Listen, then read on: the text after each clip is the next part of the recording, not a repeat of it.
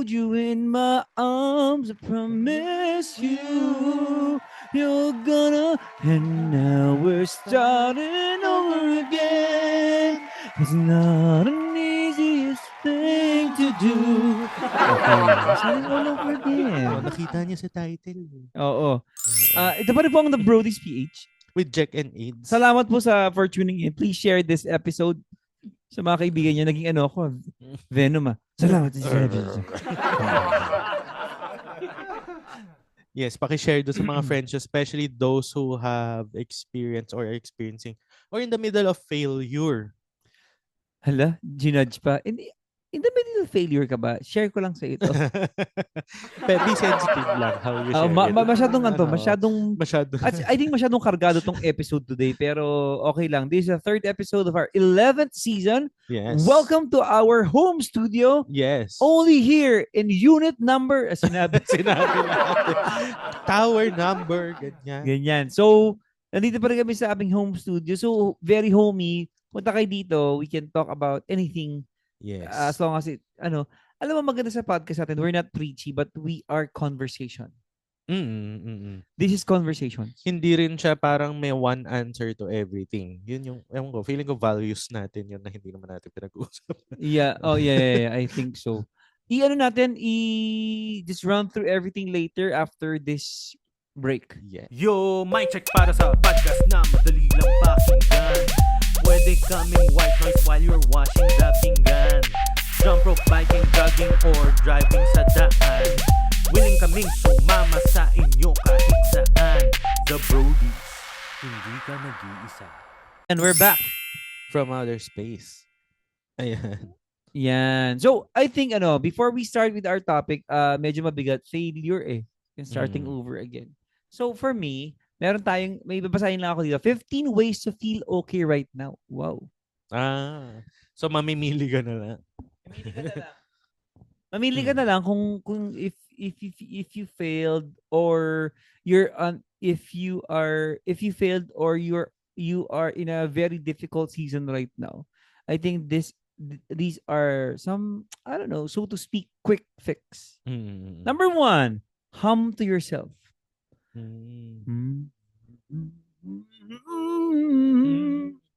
Number 2, walk the local shelter dogs. Number 3, text your friends, I love you. Number 4, ang favorite mo, Adrian, eat a snack you loved as a child. Dami nun.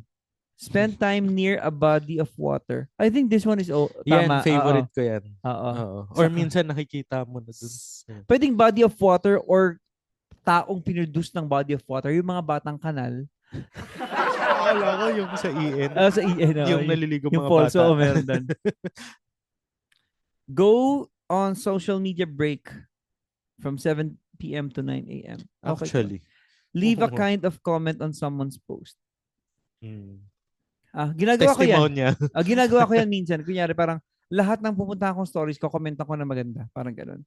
Cancel busy weekend plans for something slower. Yan ang importante. I think, do you miss, I'm sure hindi mo na may-miss yung working on a Sunday. Diba? Hindi mo yan may-miss. Kasi kapag Sunday, bro, at nag-work ka, you do not have a chance to experience the weekend to slow down. Kasi kasi lahat ng friends mo, like me, even si Trina, diba? Or pupunta yung mga bata, mag-church sila. Ako, mag-work ako. May iwan ka doon kasi... Hindi, mag-work ako eh. Yung iba kasi tayong mindset may iwan ka sa work. Iba tayo ng mindset. So yan, donate what you can to a cause you love, garden and bring life to something, use your sick leave for a day off. Wow. Parang... What's your comfort TV show? What's your comfort TV show right now? Seinfeld. I haven't watched, but for me, kumpleto na pala yung Only Murders in the Building 5th season. Final na yata eh. Yun na yata yung last. Kasi nga matanda na yung kasama ni Selena Gomez doon. Oo. Si Karin ngayon pala nagwo-Walking Dead eh. Cook something from scratch. Change your bed sheets and write a thank you note. Wow. To yours. Thank you. Maraming salamat. So yun lang. So I think you learn a thing or two dun sa aming sinabi kanina. Now we start with our topic. Meron ka bang topic before the topic? Meron na silang Yes. skip Manila movement. Di skip Manila. We Oo, also don't like you here. Tapos, Wow. di pumuntang Clark. Pagdating mo doon, yun na. Okay lang. Anyway, I mean, di naman siya worth our 2 cents. Anyway, let's go to our topic. I think failure from something like a business, like a parang starting failure from a relationship, mga ganung bagay. I think this is going to be somehow emotionally charged topic. What do you think about it? Have you failed so hard before? Like, Parang hindi pa yung super. ako din hindi pa. So next topic, parang hindi ko to kayang i-expound. Parang kasi as a goal getter. Ay, wow! Gold getter. Gold getter. Hindi, siguro yung mga more on yung stories we have heard. Pwede rin kasi parang hindi naman natin papangalanan pero it can resonate with them. Tapos, alam mo, hindi. Ito naisip ko, Adrian. Sa mga brodies ba or dun sa mga men natin, umaamin ba talaga sila nag-fail sila? Baka hindi pala. Diba? Yun lang. Huli tayo dalawa dun. So, balikan mo yung mga mo, diba? I mean, I failed subjects, quizzes, diba? I mean, who doesn't? May kilala pala akong wala. Nag-fail pala akong See? Yung...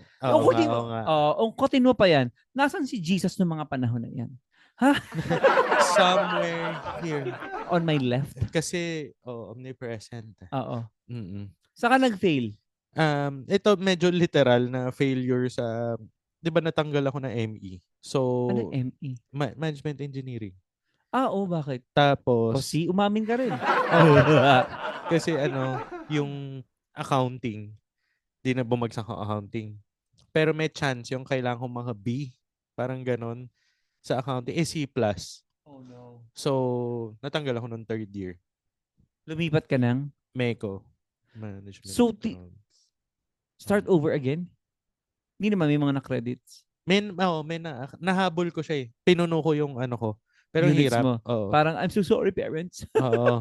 Pero sila, actually, ang kulit kasi from the start, nung fini-fill out ko yung form ng Ateneo, sabi ko, management engineering daw kasi nag-e-MTAP ako, ganyan, whatever, ganyan. So, sabi ng math teacher din sa kapinsan ko na matanda. So, yun daw yung pinakamahirap. Sige, kaya mo yan, ganyan. So, sabi naman ng parents ko, sabi ng mom ko, eto Ateneo yan, sabi ng parents ko. Ateneo yan. Baka, alam mo, si God, parang galing Christian na Christian, sabi ng nanay ko. Tinan mo yung para sabi niya, swerte ba tawag doon? Basta, kasi tinan mo, ito lang na inaral ko, designing. Hindi naman alam na ganito yung magiging sweldo ko Outcome, oo. Oo, so parang, hindi din naman yan sa course. Pero kung tingin mo talaga yan, syempre. Pero kunyari, bakit hindi ka mag-normal na management? Kasi parang okay naman na yon. Ang galing ng nanay mo. Oo. Alam niya, kilala niya yung anak niya. Oo. So pero sabi ko naman, sayang naman. Kasi parang number 1 kami sa math Oo. nung high school. So, at least kasi CSA ka naman. may CSA ka naman. Hindi, Chinese category kami. Natalo namin yung Chinese school. Talo namin. Oh my gosh, talo mo si Moses. Isipin mo kami lang yung hindi, kami sa Ateneo High ang nasa Chinese category. Kasi the previous year, nanalo kami. Sabi, yung CSA sa Ateneo hindi pwede sa Chinese category. So that following year, nilagay kami pareho sa Chinese category. So nanalo kami national. Wow. So ayun. So parang sayang naman kasi yung 3 kami na teammates nun isa mag-ME, isa nag-math finance. So kamusta sila ngayon? Ayun. ME, magaling. Ay, yung valedictorian kasi namin sa CSA, yung nag-math finance. Ano yan? Kilala mo pa siya? Oo, nakita ko dun sa labas. Nung last year, naglalakad kami. Ano yun? Chinismis dito no? Basta nung first pa lang namin. Tumae? Maliit na yung 150K sa unang sweldo niya. Tapos meron siyang condo sa Bellagio, binigay ng company. Tapos kasi pinag-aagawan siya yes. ng mga companies. Wow. So anyway. Sila yung pwedeng I'm just so tired. Let me sabbatical for a year. So pagbalik mo, meron ka pa rin work. Ganyan yung fiancé nung attorney na kabarkada kong nagsusupport sa'yo. Nagsabati kang ng 2 years. Meron pa Sa rin very big law firm dito. Di ba? Wow. Oo, yeah. Ngayon, nagpapasa pa rin siya ng kliyente doon. Pero doon na siya nag-go. So, medyo nice. pa rin. May kita pa rin. Oh, Sobrang galing kasi nung babae nga. Anyway, wow, anyway. itong mga Mag-asawa babaeng na kayo. to. Oo. Ang gagaling. Ay, ikakasal na. Oo nga. Very good. Congrats sa inyo, guys. Anyway, sa akin, Adrian, I think speaking of academics, ano ba? Lagi akong barata sa exam. Yung parang, hindi ko talaga forte yung written exam. Alam ko naman yan. Gets It's just that tinatamad akong, I don't know. I think naman ni Lily sa akin yun, na she knows it, but pag hindi nagre-reflect sa exam, which is katulad ng sinabi ko sa last episode natin, na hindi lang, buti ngayon, okay na, yung pamantayan ng talino is hindi lang sa exam, sa written exam, di ba? Dati kasi nung time natin, remember? Lahat written. Lahat parang ganito. Parang, tapos hindi mo pwedeng explain yung sagot mo. Ito lang. Oo. Top multiple choice, 2 yung tama. Isa lang yung choose one answer. Hindi wrong ka. Tapos may dahilan naman yung... Or choose the best answer. Oo. Diba? Yung parang, or hindi naman sinabi yung choose the best answers. Oo. Dinaya na nga yung choose the best para wala ka na masabi. Oo. Daya talaga. Anyway, wala akong na... Pero parang ganito. Kumbaga, yung nakikita ko is, sige, basketball ka rin. Kaya lang, si Shaquille ka eh. Hindi ka naman mag-free throw eh. Oo. Diba? Pero, valuable ba siya? Super valuable siya. Super. Diba? Parang, yun eh. It's not just, hindi sa ayaw mo mag-basketball. Hindi lang yun yung, yung way of playing it. Oo. Hindi lang siya yung hindi nga yun yung talino mo. Anyway, in terms of failure, I think ano ba ang may nakilala ka na ng mga negosyante na talagang biglang gumuho ang kanilang buhay? Ngayon kasi, nakakatawa kasi part ako ngayon ng Makati na business group. Kaya lang, parang hindi pa naman ganyan ka-deep yung mga usapan namin. Naalala ko lagi sa ganyan, syempre si Pastor Joey. Yeah. Pero ang gandang lessons from what he experienced. Or yung failure ng relationship. Na ang tagal-tagal nyo ng in a relationship na na-engage kayo tapos nalaman mo,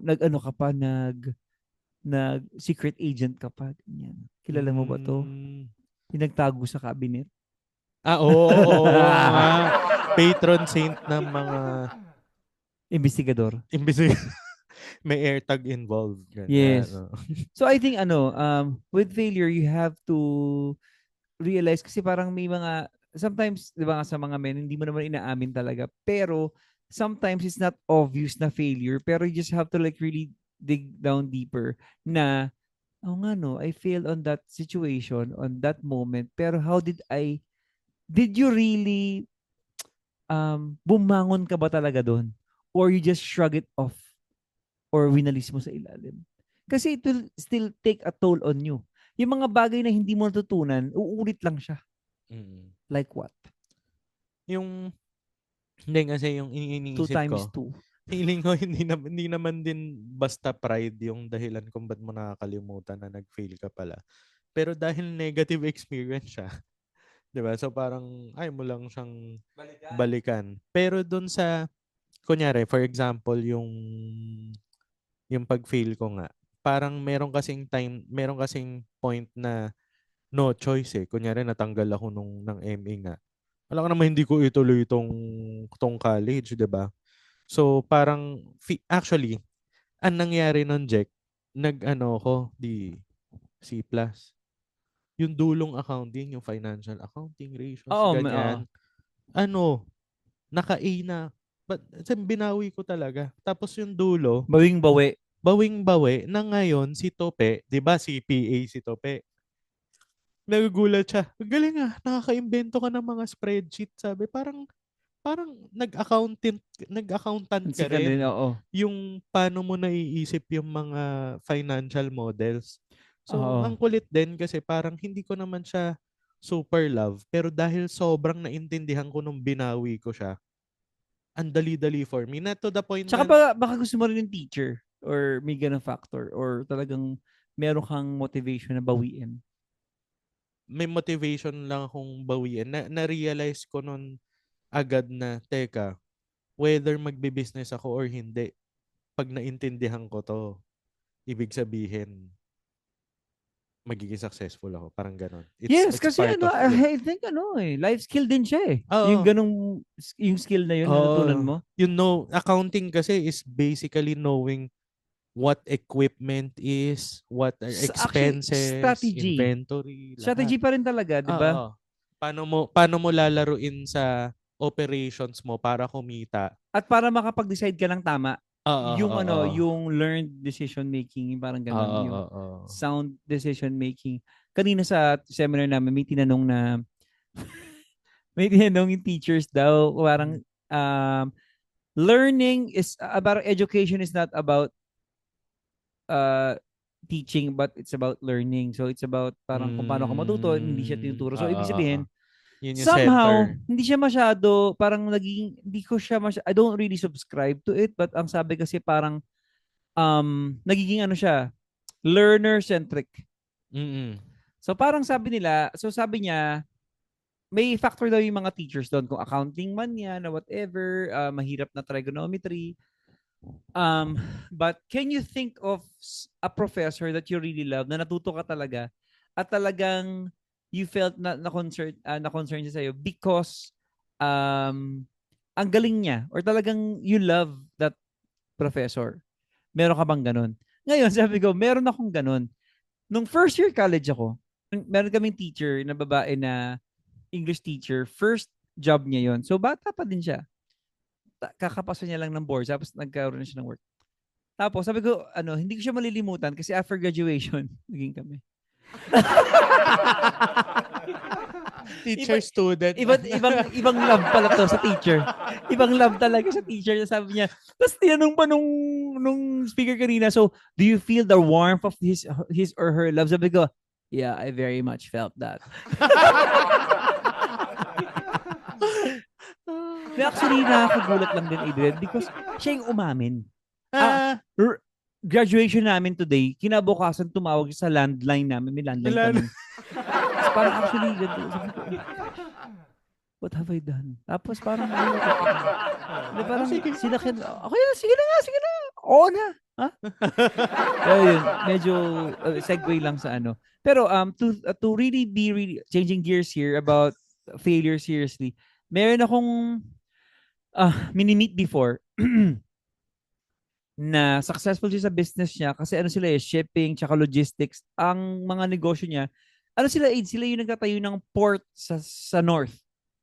Yung mga port na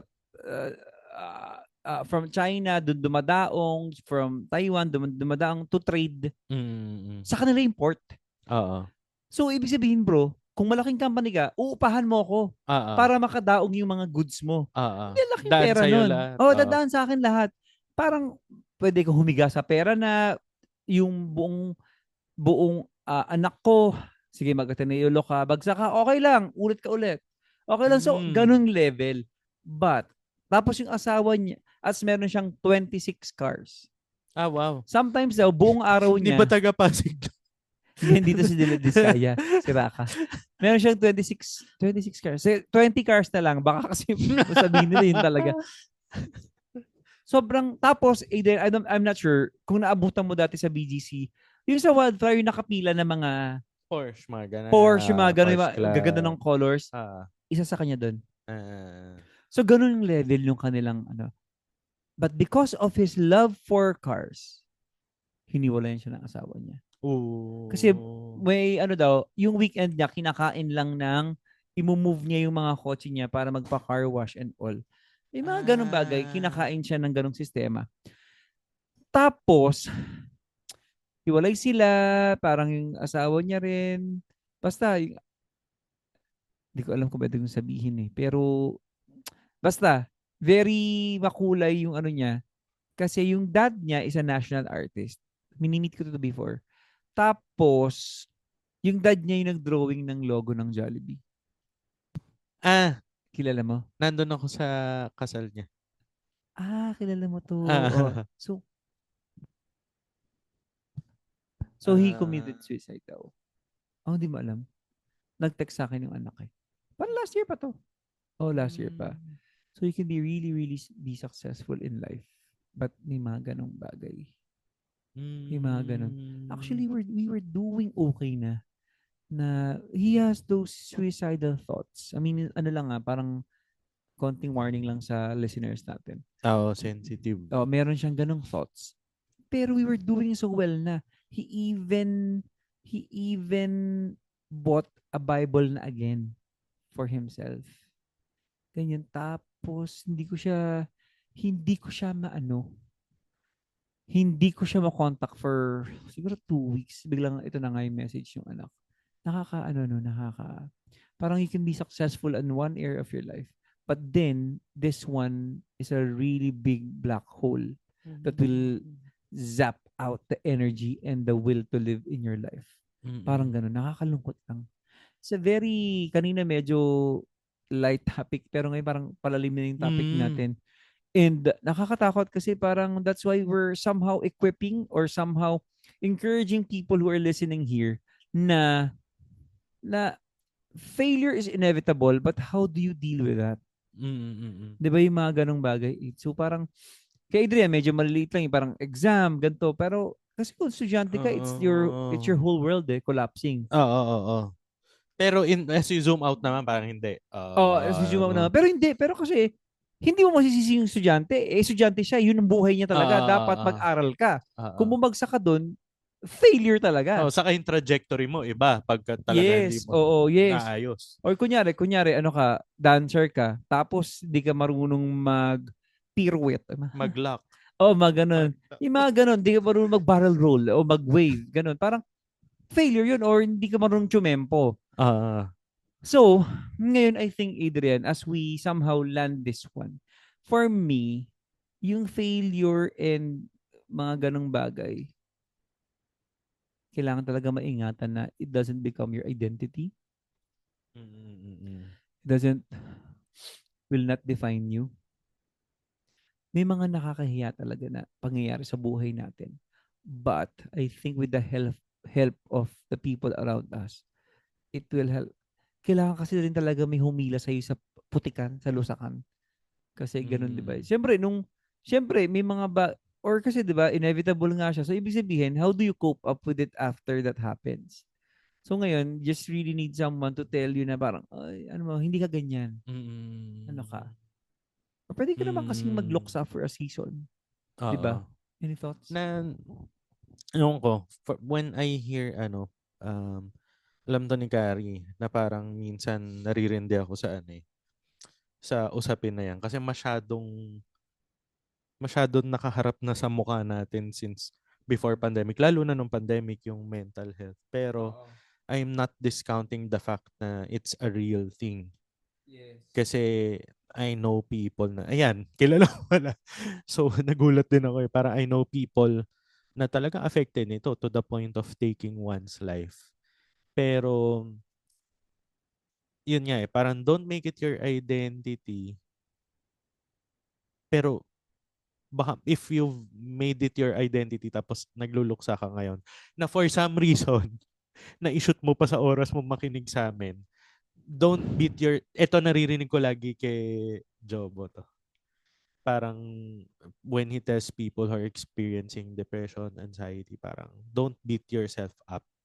The very fact na buhay ka pa, ibig sabihin, nandyan, gusto pa ni God na buhay ka. Yes, kaya nga yung kaibigan nga natin, di ba, yung sinukwento ko ni may cancer, na buhay pa siya. Kasi, may purpose ka pa. Kaya malaking kita mo. Sige, gamitin mo dyan. Ganyan. Pero kasi, Adrian, kapag nandun ka, hindi mo naman sasabihin na, sige, identity ko na tong failure. But it's more of you're gonna live it out What are the signs na nilive out mo na failure ka? Number 1, hindi ka na nagmo-move on, di ba? Parang number 2, parang negative na lahat. O yung parang meron ng trauma or natakot ka nang mag-try again. Ganyan. O kaya, you're making decisions, iniiba mo yung decision mo kunyari, kakain sa labas with friends, ay hindi na ako sasama. So, wala ka naman dahilan. Parang isipin mo parang am I doing this decision na parang hindi ako dahil I'm affected of the fact na I failed on this certain Yes. something. And ano siya ito medyo kasi doon naman papunta rin yung topic din talaga, depression. You'll notice that you have anxiety if hindi ka na lumalabas. Ito yung lagi kong nakikita ko kunyari. Indicator. Papunta ka na ng office. Will I don't feel well, babalik ka. Pag ganon, ano na yon, parang mag-consult a professional na. Lalo na yung Bakit? ganon. Kasi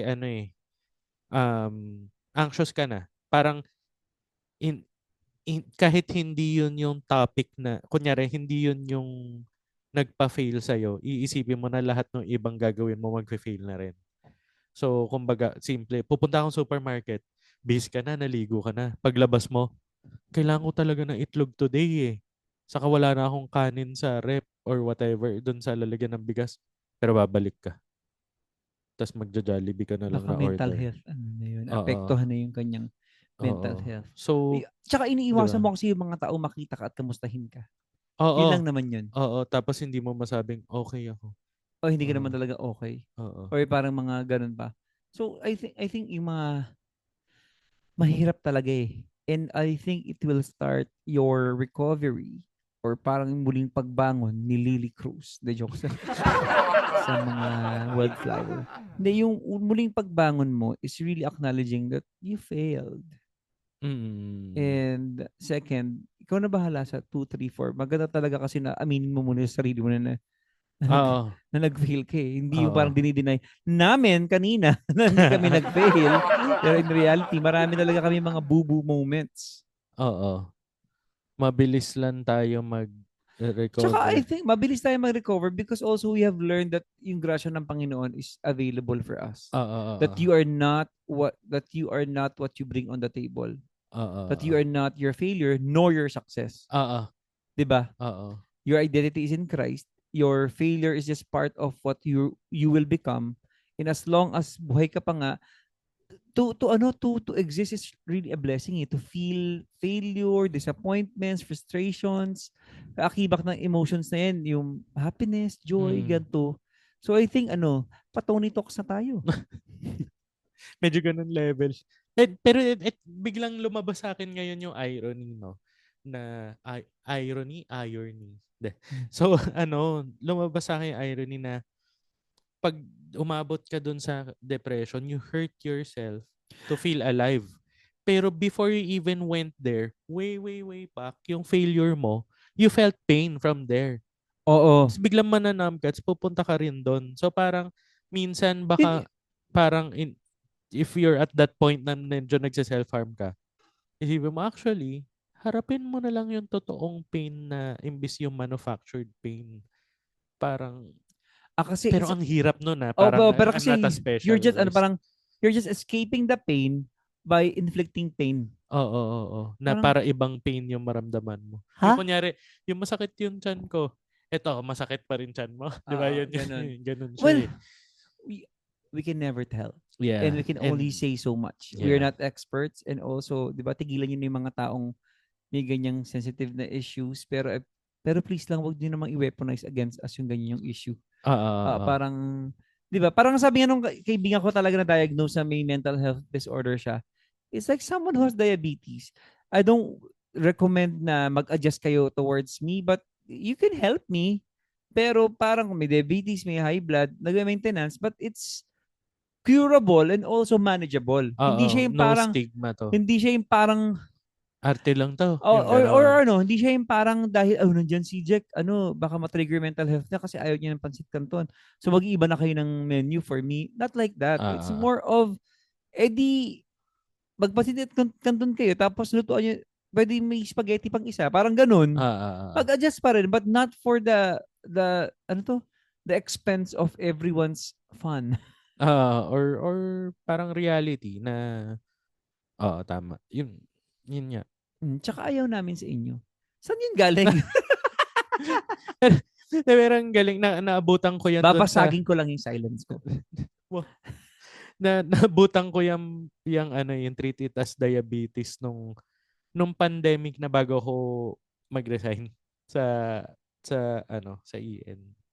So, yun nga parang nasa utak ko siya lagi na bakit walang stigma dapat? Kasi it's a medical thing. Tapos you really take meds for it. So, ayun lang. Pero True. napunta na tayo doon.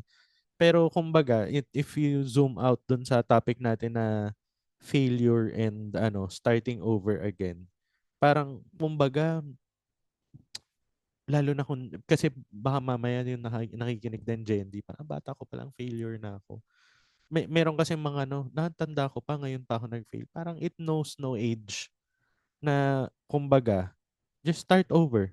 Dahil buhay ka nga, gusto pa ni God na buhay ka. Kasi meron mga tao na ba't namatay siya bigla?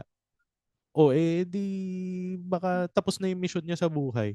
Pero dahil Yeah. buhay ka pa, di just move. Just go That's forward. right. And ito yung lagi ko iniisip.